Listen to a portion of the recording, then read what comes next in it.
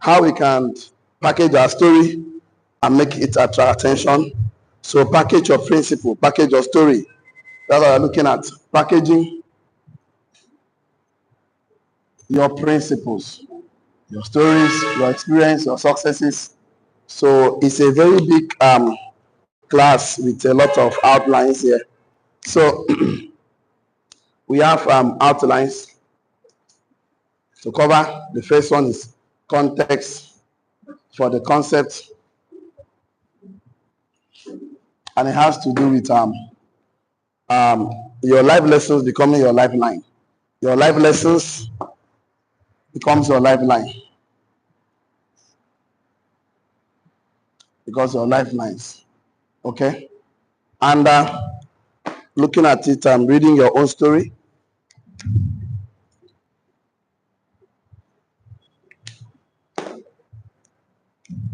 Okay, your own story.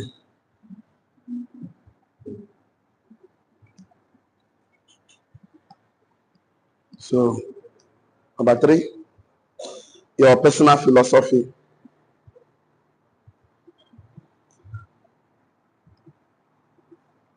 Okay, number 4, we are looking at locating your own area of excellence.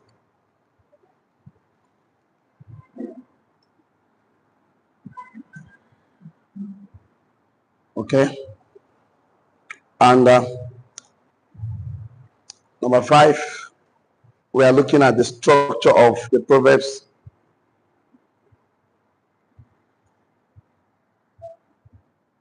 Number 6, what time is it?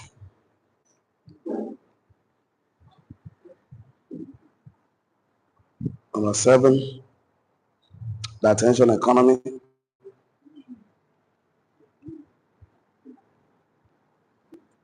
Number 8, selling waters. Number 9, the content versus the content.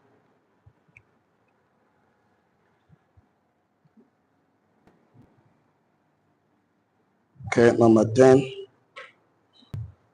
packaging your principles.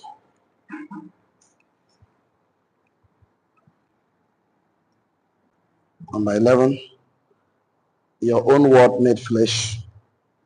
Your words made flesh. You have to make it happen. Number 12, why the price? Why are you selling it? Why price? To those who can afford it, and to do good to those who cannot afford it. The fast track. Okay, so it was a large class. Yesterday, he told us that God has ordained life to teach you lessons and powerful lessons, and those powerful lessons can be turned into a lifeline for those who are still struggling where you are with the things you have survived, those who are blocked by barriers where you have broken through. So your story is unique because your own story has a lot of success. Your successes, your struggles, he has of course education, you have regrets, you have experience. So he has regrets, he has experience, he has expertise. Your own story is definitely unique, and so on and so forth. He has gratitude. So, and each of these things you are passing through forms a belief in terms of your philosophy, in terms of your wisdom, because anyway you have succeeded, number 1, you become wise in it, wisdom in it, so you give advice to people. Number 2, it becomes a warning to people that are things to avoid, becomes a warning to things they can avoid. Number 3, it becomes a way. So it's a way, there's a formula, there's a strategy, you know the solutions. So anything that you have passed through, so it's already, I'm going to show you how to package them, make it attention to yourself, share it to anyone. Before you know, you have already gotten the contact, followers, and you can package it. So we're going to talk about that all these things you see can become a wisdom for marriages, for business. Example, you can apply them for business, apply them for marriages, apply them for anything that you want to do, and parenting, career, finances, and your area of excellence. We stopped there yesterday. Locating your area of excellence. Let's start from there today. So write on your notes, locating your area of what? Excellence. So you have to find a way to get this thing done. So we are in outline number 4. If you are ready for today's class, shall I? It's okay. So you have to start.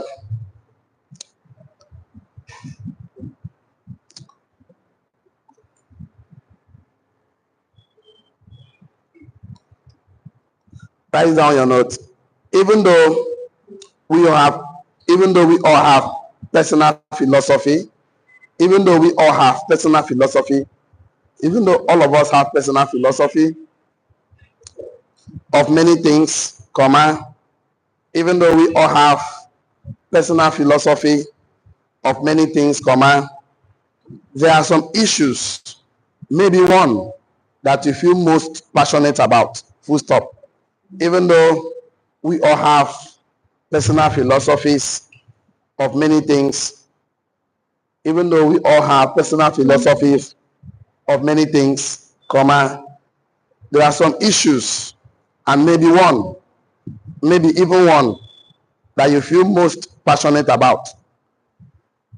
Even though we all have personal philosophy of many things, there are some issues, and maybe one that we feel most passionate about. So even though you have personal philosophy about marriage, business, career, parenting, but there are some issues, and maybe one that you feel most passionate about. Full stop. Write it down. Passionate enough to do 6 things I'm going to share with you. I don't think I'm getting to this side today, so I have to clean them so that I can use them to write and make our class interesting today. So everybody have experiences that forms a belief system, a behavior, a mindset about certain things. Even though you are passionate about a lot of things, but there's this one thing that you really feel I'm called to lead, I'm called to make a difference. So yeah, you're so passionate enough to number one, right? Passionate enough to number one, study it. Passionate about to number one, study it. Read books about it. You have to read books about it. So there's this particular thing about your life that you're so passionate about, and passionate enough to study it. Read books about it. Marriage, business, career, health, finances, entertainment, dating, name it, parenting. So you have a philosophy about how money should work, how school should work, how food should be eaten, how you need to take care of yourself, belief system, personal philosophy, personal ideas. But this particular thing that you're passionate about, that you're so passionate enough to study it, read books about it. Number 2, follow thought leaders about it. So you follow thought leaders. That means you get a mentor in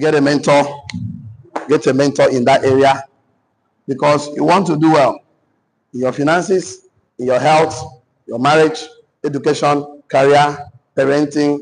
You are so passionate about that you are actually feel the pain of people struggling in it. Actually, you are so passionate about that you don't just feel the pain, you also see a way. Turn away. Okay, yeah, you can see a solution. You are so passionate about that you know the way, because you are passionate about it. You have a strategic plan, you study it. So you are so passionate about that part of your area in life that you don't just study it, you decide to get a mentor. Number 3, you subscribe to channels. That you are able to subscribe to YouTube channels, subscribe to channels, to YouTube channels, Facebook pages, radio stations. You are so passionate about this particular one thing. You want to make a difference. You want to actually contribute You want to make an impact. You started reading books, get mentors, subscribe to channels. What now? Number four. Number four, attend trainings and seminars that you are so passionate about. You are now attending trainings and seminars.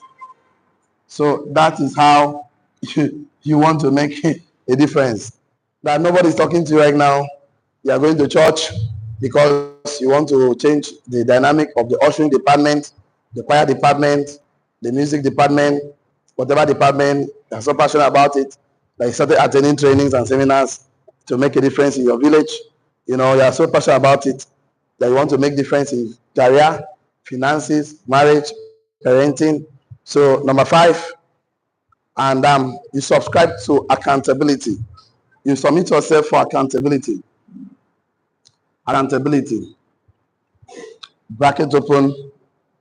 You get a mentor or a coach for that accountability. Okay, mentor, I will read this book. I will do this today. I will go for church planting the first quarter of the year, first half of the year. So you submit to accountability. You submit to accountability. Get a mentor that hold you accountable. Get a football coach that gets you accountable to succeed as a footballer. That you are so passionate about your career as a footballer, as a boxer, as an entrepreneur. That you started reading books about entrepreneurship. Started following thought leaders in that area. Subscribe to every entrepreneur's channel. Listen to Brand Tracy, Bill Gates, Elon Musk. Listen to Dangote. People are doing well. Attending seminars, subscribe to their channels. Attending trainings and seminars about being an entrepreneur and investor. And then having an accountability partner. I'm going to pay myself 10% every month. I'll send my back office how much I made that month, how much I saved, how much I pay myself, how much I invested. Not the money you save that will save you. It's the money you invest that will save you. When you save money, you put money to rest. When you invest money, you put money to work. You are now getting your accountability to your mentor. Every month, I must top up my investment with 50,000, 100,000, 2 million, 10 million, 50 million, 1 billion US dollars. So you are actually going to have an accountability partner. And then, read so many posts and blogs. Number six, read so many posts. So almost all the posts and blogs about, ATCs, a lot of them. So many posts and blogs about entrepreneurship, about investment, about parenting, about business, about marriage. Any area of your life you are so interested about, find an area of excellence. Find one area of your life that you're definitely interested about. You're going to pour in your life and say, I will add value, I will contribute, I will make a difference. So if you can identify one area, and that means you have found a purpose, you found a domain, you found a calling, you found an assignment in life. I think we should write that down. If you can identify and found an area of excellence, if you can identify and find an area of excellence, if you can identify and find an area of excellence,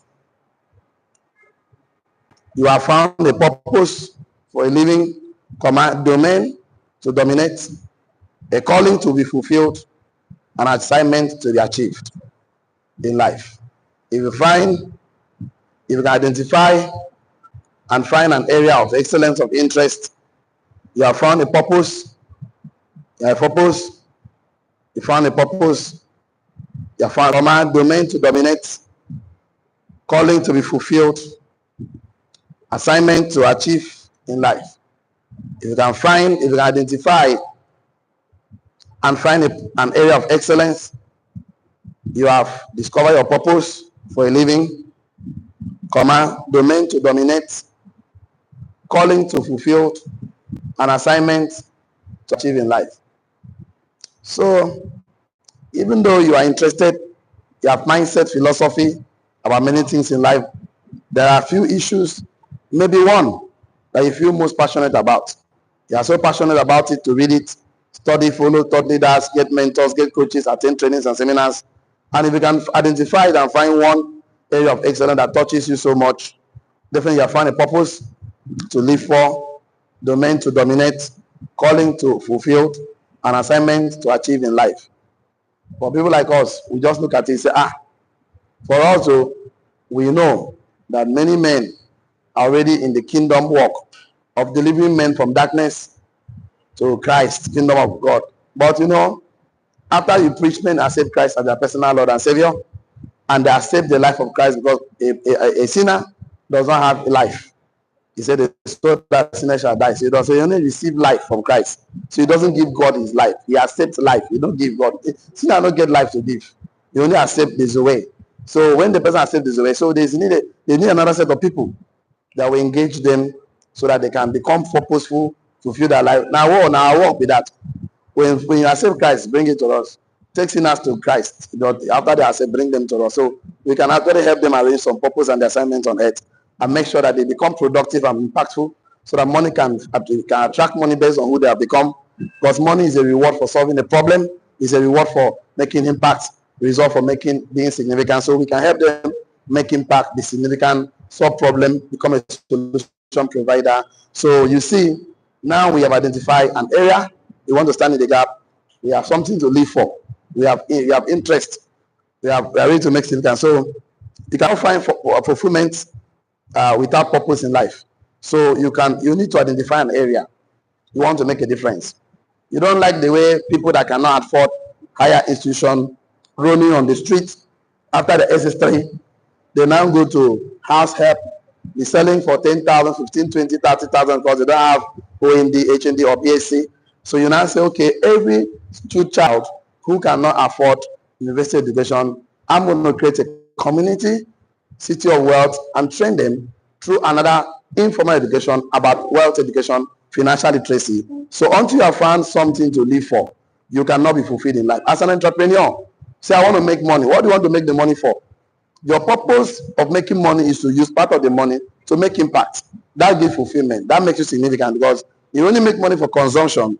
You are not different from consumers who are all going to live for themselves and they can never have fulfillment. So you must look for an area. It could be marriage, it could be business, it could be investment, it could be entrepreneurship. Whatever area you're looking for, that you're so passionate about, that you're going to actually attend, read books about them, that will lead us to structure your Proverbs. So let's see how we can do some structuring this morning. Number 5, the structure of Proverbs. Let's look at how we can structure something, because after you must have seen your stories, your struggles, your regrets, your experience, it forms a philosophy which is going to lead you to advise people, warn people, and have a way. And after you have a way, you must look at one area that you really want to make impact. After looking at one area, you can say I can structure it, because whatever you cannot structure, without structure, there is no future. There is no secret to success. There is always a system to success. Tell your neighbor, there is no secret to success, but there is a system to success. So putting systems in place is going to help you sustain your wealth. Putting systems in place will make you not to live life try by error. System is what we are looking for, not just achieving success. So write this down, very, very important on your notes. The Proverbs of structure. I think it's taken from the book of Proverbs 11, verse 26. I'm not a pastor, but I love reading my Bible for myself because as a Christ. Proverbs 11, 26. As a Christian, you should not look at the Bible as just a religious book, but see it as a spiritual book. A book that you can find patterns, principles, perspectives, and promises that will form, the way you interpret, the way you actually learn and become a powerful citizen. And the place says, he that withholdeth the corn, the people shall curse him, but and blessing shall be upon the head of he that selleth it. That means if you withhold what is good for someone else, because until what you know is useful to someone else, what you know is useless. So if you know something that is useful to someone else, you should better package it to the person, sell it. Obtain it, package it, sell it. If you cannot afford it, give it.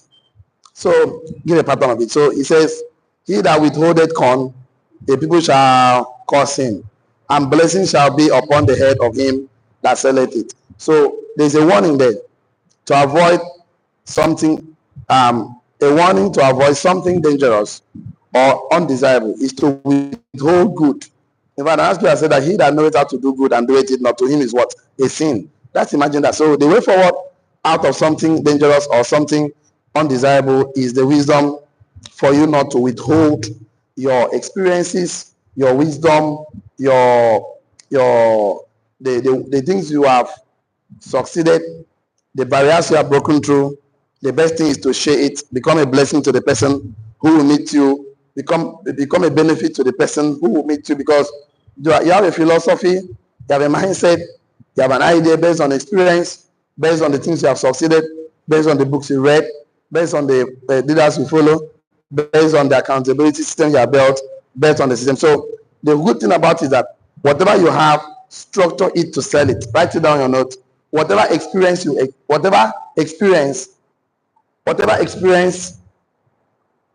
have, either good or bad, structure it to sell it. Document it to sell it.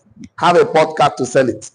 Whatever experience you have, either good or bad, structure it to sell it. Put it in a container. Put it in a book. Put it in a podcast. Put it on pages. Write about it. Whatever experience you have, either good or bad, structure it, package it to sell it in forms of books, podcasts, posts, name them, journals, blogs.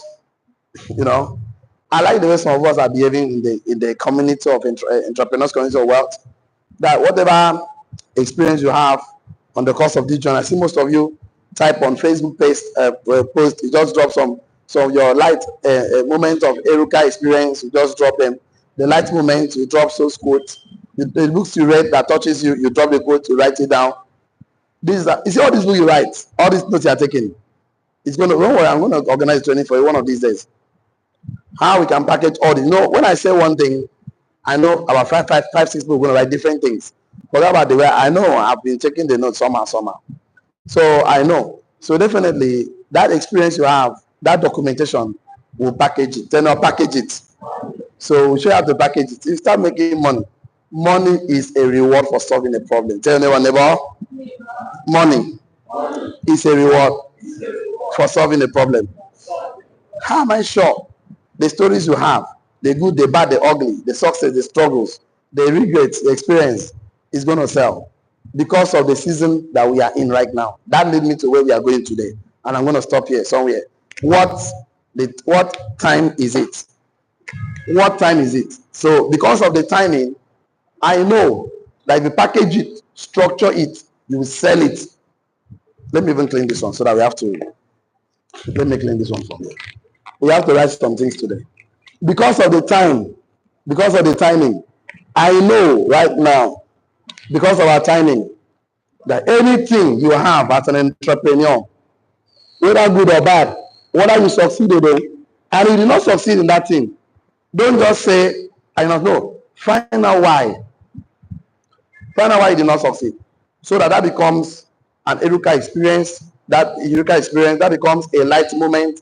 That becomes, I like people that came out of divorce and they said, wow, I'm sincere enough to say I made a mistake. I'm sincere enough to say, they did not blame the husband or the wife. They said that, okay, I did not do my due diligence. I thought I was smart. I like those that have child out of wedlock, maybe they say, oh, I made a mistake. So please, this was a mistake. This is a solution. I think I know better. Than the one that come and be claiming victim when they are the cause of the problem. So they not want to say, it's not me, men are cheat, all women are cheat. It's not a complete statement. Never. All men are not cheat, all women are not cheat. So for the fact that something happened to you, doesn't mean that you should not take the part of the share of the blame or the responsibility. Or you try a business and it does not go well. Instead of blaming the government and blaming, but why not say, because see, businesses don't fail. People fail. People don't fail. They don't just know enough. Let me tell your neighbor, businesses don't fail. Marriages don't fail. Careers don't fail. Dating don't fail. Finances don't fail. But people fail. People don't fail. They don't just know enough. So if you don't just know enough, you will fail. You will struggle unnecessarily. Business don't fail, people fail. People don't fail, they don't just. So the problem is not people, it's the knowledge they seek. If you seek the wrong knowledge, you don't get the complete knowledge. Half information is half information is not good. How do I say it? Half information is no information. Tell your neighbor, half information is no information. It's not complete, so it's going to hang you somewhere. So, what is the time? The timing is right for me and you. How am I sure? So, there are about 3 times. I'll just summarize it. There's a lot of them. You can put it in revolutions, but I want to summarize this in these three revolutions. Number 1, I call it the agricultural age. I don't want to go too far, but agricultural age. Number 2, we have the industrial age. And number 3, we have the attention economy, or we call it the partnering economy. The attention economy.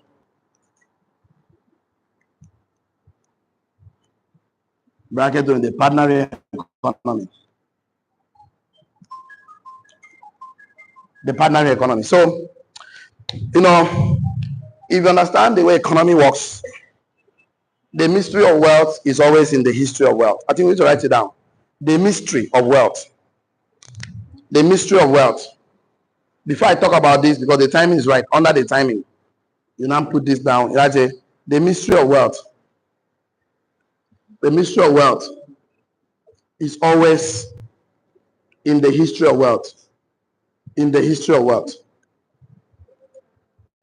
So the mystery of wealth is always in the history of wealth. That means the mystery is in the history. That's what it means. So I'm going to take you down the line. The mystery of wealth is always in the history of wealth. So that means the mystery is in the history. So I will take you down the line to prove certain things for you. Every wealthy man in every economy, what happened? I'm going to show it to you. So when I start talking about how you can package this in, because of the time we are in, you will not argue with me. You accept, because whatever your subconscious mind accepts, it's easy for him to produce it for you. Because the mind is so big that if you don't understand how it operates, it works against you. We have the subconscious and the conscious mind. Let me do something like this, out of the board, out of the board, so that it will make my class interesting. I say, have you written on that? The mystery of wealth is in the history of wealth. If you written that one down, shall I? The mystery is in the history. Have you written that one down? Okay, perfect. So let me do something for you this morning. Out of the board. I don't know why I have the time, but fine. This is how the mind is. The mind is very big, and it has 2 sides. This one is the biggest one. This one is the smallest one. So the smallest one is called the conscious mind. What else is called? Conscious mind. It's called the conscious mind. And the bigger one is called the subconscious mind. What else is called? Subconscious mind. Now, one thing that happened there is that the conscious mind plants seeds in the subconscious mind. So the subconscious mind is the most powerful being that controls our life. This is the guy that's in charge of how you behave, whether you're happy or not. So what the conscious mind is 5 senses. That is the conscious mind. Your eyes, your nose, your ear, your mouth, and your skin. So these are the ones that relate to the physical world. This one does not relate with the physical world. So what you see is definitely planting seeds in your subconscious. So this one now, the smaller one is the gardener. Tell no gardener. Is the gardener that planted the seeds in the garden. Tell no garden. So imagine that the gardener doesn't plant seeds in the garden. What happened to the garden? Grasses grow. So if you are not intentional to plant the seed of what you want in your mind, that means anything will just happen there. And obviously, it's not what you want. So this one line is like the gate man. Tell no gate man. That protects everything that it will not allow to enter the subconscious mind. So this one now, the bigger one is called subjectives. Turn on subjectives. So the smaller one is called the objective. Turn on objectives. So your life will not be a function of subjectives. Your life is always a manifestation of your subjective. So this is the bigger guy. People don't even understand how they can intentionally plant the seeds here. So this guy has a language, tenor language. He speaks one language, and the language this guy speaks is the language of emotions and feelings. What else is called? Language of what? Emotions and feelings. So this language is not just a language, it's also the water. Now, anything you attach emotions to will definitely manifest in your life, whether consciously or unconsciously. You understand? If you plant a seed in the garden, one of the things that make the crops or the flowers grow well is because of the amount of water and the manure you put to that flower or that crop. So people don't understand that you shouldn't be feeling emotional about negative things, because when you feel it, you are attracting it to yourself. And the subconscious mind doesn't know a truth and a lie. It doesn't know positive or negative.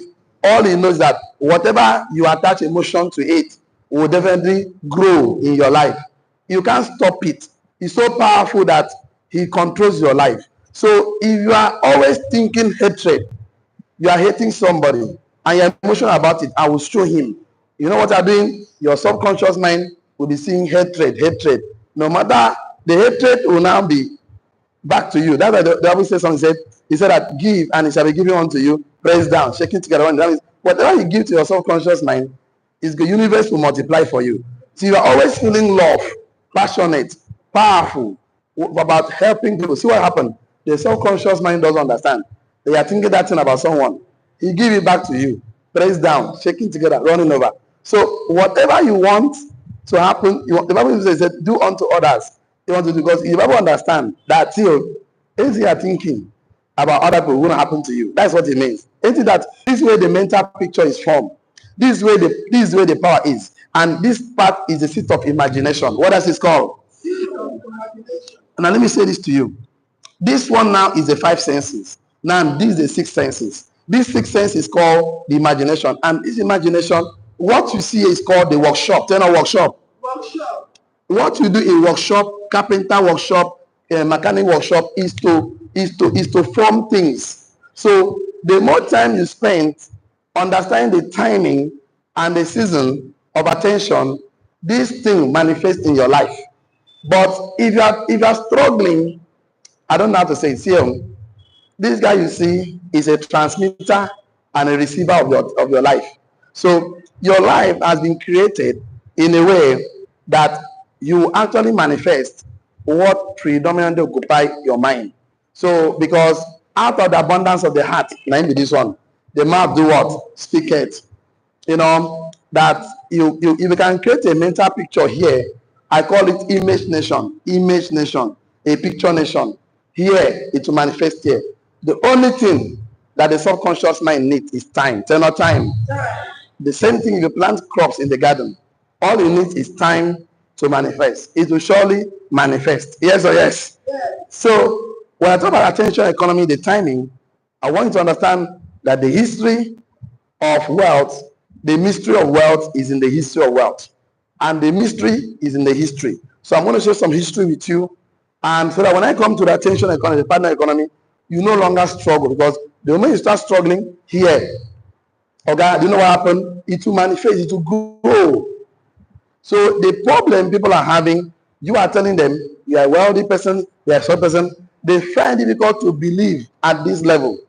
They find it difficult to attach emotion to their belief that I'm a wealthy person. They don't accept it. Since they don't accept it at this level, they can say with their mouth, but this level, they don't accept it. You are a double-minded man. A double-minded man is a man who believes something differently, subconsciously, and believe a different thing consciously. That's a double-minded man. So he says something positive, but it's action, because this one only make manifest through action. Then action. You can someone tell you, I'm going to read the book, and action, they did not read the book. This is the only way. That's why the only way you know whether somebody is serious or not is when you see what he's doing. You know, and I don't know how to say this, but let me just give you some history, because the mystery is in the history. If you understand me, shall I? So, and don't write this one. Listen to me. You want to know how to become wealthy today. You need to understand how people become wealthy. Were wealthy in the past. So write this down. You're not very important. People became wealthy in the past because They own a means of production. Every great man in the past, from the agricultural age, industrial age, name it, computer age, every wealthy person in the history owns a means of production. Write it down. Every wealthy man owns a means of what? Production. Every wealthy man owns a means of production. Every wealthy man. So ownership of a means of production will definitely make you wealthy. Ownership. Don't worry, I'll give you the note, but let me just say something to share it. In the agricultural age, men that owns the land were the wealthiest people on earth.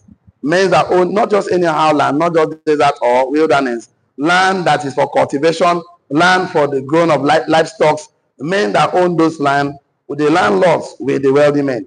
In industrial economy, men that own the company, factories, industries, men that own the business of mass production, telecommunication, oil wells, ownership, not people that works for the owners.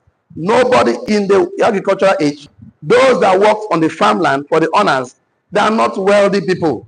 You know, I don't know how to say this, but let me just say how I can put it there. In my village, in my community, till today, they have what they call village land. And the chief of the village owns the property. So everybody in the family, one of these time seasons, they bring members of the family to come and farm for the village head and the family, the royal family. Imagine. So if you are not coming for this farmland, you will pay a fine. So every family, Ekbok family, you will bring out 2-3 people as the king demands. In my village today, so if you are not coming, like us, we are not in the village, you have to pay a fine. My father will settle that one because can't do the king Naba. So everybody farm for the king. So the owners of the land in the agriculture age were the wealthy men. Let's take some note down so you understand something today. So let's start from the first one. The first one, agricultural economy, the agricultural age. Agricultural economy, write it down. Landowners became wealthy in the agricultural age. Full stop. Landowners became wealthy in the agricultural age. Full stop. You know, that's why men those days marry 5, 6 women. How many to cultivate the farmland? But the number of farmlands you can cultivate for the king, for the owners, that's how much you make. But the real owners of the land were the wealthiest men. So in the agriculture, landowners became wealthy in the agricultural age. Full stop. Not just land like desert or wilderness, but land that 3 things can happen. Write it down. Not just any land like wilderness or desert, but lands that can do 3 things. Number 1, land that can be cultivated. If you own lands those days that can be cultivated, you become wealthy. So men, you can either pay men to cultivate for you, or you marry 5 women, give birth to a lot of children that can cultivate, or you lease it, or you borrow people, or they pay you a part of the money and take part of the land for 1 year cultivating season. So in the agricultural age, I'm going to give you some history before we can come to attention economy. Landowners became wealthy in agricultural age, not just anyhow land like desert or wilderness, but land that can be cultivated. Number 2, land that can be seeded and harvested by seed. So that you can plant seeds, not just seeded and harvested. So there are so many lands that if you seed them, you cannot harvest anything from them. So not just anyhow land that can be not just cultivation, land that can be seeded, number 2, and harvested. Number 3, land that can keep and grow livestock. Land that can keep and grow livestock. So you have to understand, in the agricultural economy, the engine of that economy was farm. In the agricultural economy, the engine of that economy was farm. So the landlords were the wealthy people. So the way to wealth, if I write this down, if you don't written anything at all in that agriculture, write it. The way to wealth was to own a farmland. The way to wealth was to own a farmland. In the agricultural economy, the way to wealth was to own a farmland. Let's go to the industrial economy. So when I come to the economy we are today, finally find out that those that don't understand certain things, we're struggling unnecessarily. Because whatever you don't understand overwhelms you. Whatever you understand, you can modify. Tell your neighbor, whatever you don't understand overwhelms you. Tell your neighbor, whatever you understand, you can modify. Tell your neighbor again, neighbor, you cannot be patient in a process Whose logic you don't understand? How we patient on the journey of making money, because when you don't understand the logic behind it, we don't understand it. So tell your neighbor again, I'm a success. That one is begging for recharge card. Tell your neighbor, I'm a millionaire. So let's go to industrial age. The industrial age. Write on your notes. In the industrial age, the way to wealth. In the industrial age, I know it's 9 o'clock already. In the industrial age, the way to wealth is to own a means of mass production. In the industrial age, the way to wealth is to own a means of mass production. In industrial age, the way to wealth is to own a means of mass production for mass consumption. So people that owns factories, industry for mass production, for a purpose of mass consumption, they were the wealthiest people. In the industrial age, the way, in fact, the only way, the shortest cut to wealth, is to own the means of mass production for mass consumption. You know, the shortest cut to own wealth in the 21st, in the industrial age, is to own steel companies, railroads companies, factories, industries, machines, school systems. That's the means to wealth.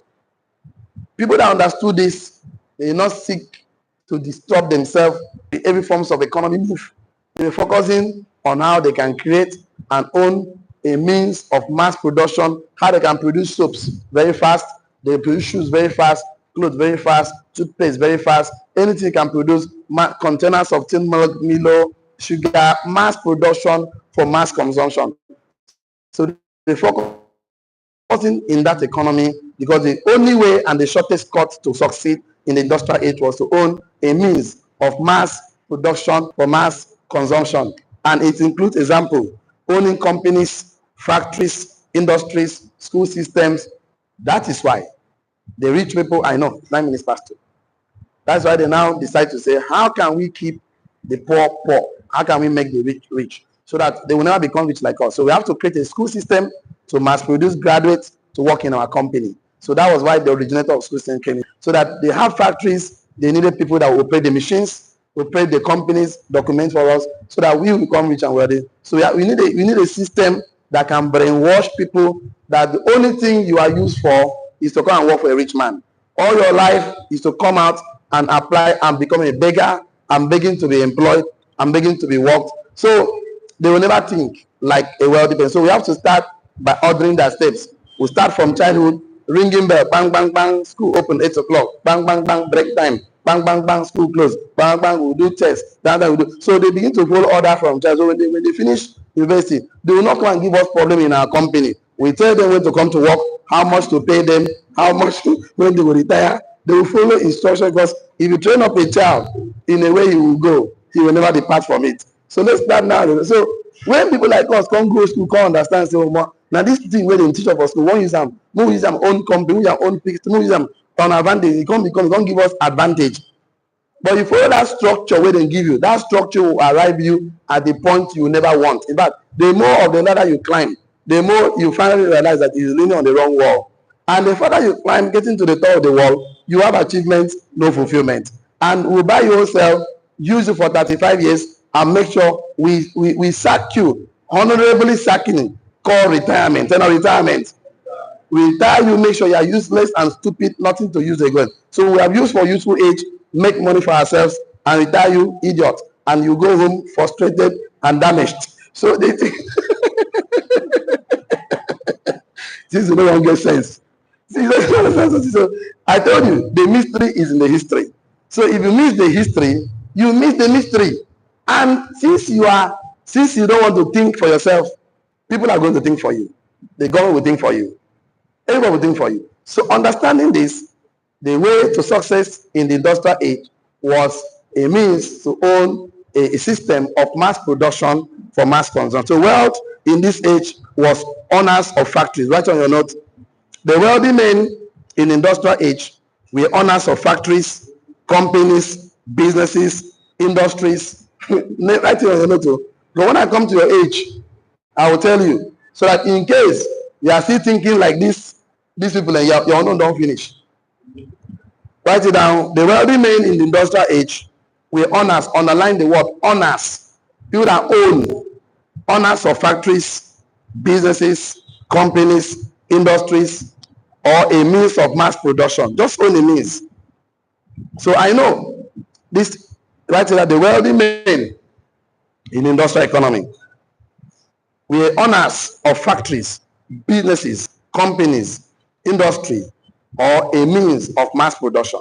So, this one is what gave birth to the fifth revolution. And we are referring to the AI, the invent of internet. The 6G is around the corner. In Nigeria is about to say 5G. You can say this, even this 5G. No, this one is 5G. Blessing, carry this thing for me. Now, let me do something. Just carry small, small. No, say it's not. Carry no, come out. Just carry small. Just carry up. You follow your hand. Carry that one. Thank you, so. Have you seen where they wrote 5G there? This is the highest of MTN in Nigeria right now, 5G. But let me tell you something. 6G there. 6G will make this one look useless. AI, artificial intelligence, definitely visual reality. But this thing I'm telling you now will be built on who you are as a person. Right now, we are in attention economy, and it's the real deal now, and the next deal. So that is why you will succeed faster in this generation by the content of your character, by the content of your personality. Tell your neighbor, neighbor, you will succeed faster by the content of your character, the content of your behavior, by who you have become, the ultimate version of yourself, best version of yourself. So if you don't get content inside container, your name na sorry. Tell no sorry. Now I want to give you content inside container. I think you are too busy. Let me tell you, men that was so busy in the agricultural age to own farmlands, they were slaves to the owners. Men that were so busy in industrial age to own companies and factories, they were slaves to the owners. Seriously, slave. You know what slave does? Just that in agricultural age, they actually virtually selling slave, whether they like it or not, forceful slavery, and now you work for them, cultivate for them. But in the industrial age, they have to think of something that they can make sure that we have what they call willful slavery. That's one will carry himself on his own and willfully submit himself as a slave for 35 years. So for that to happen, we must change the pattern of their thinking. We must change the perception of life for the people.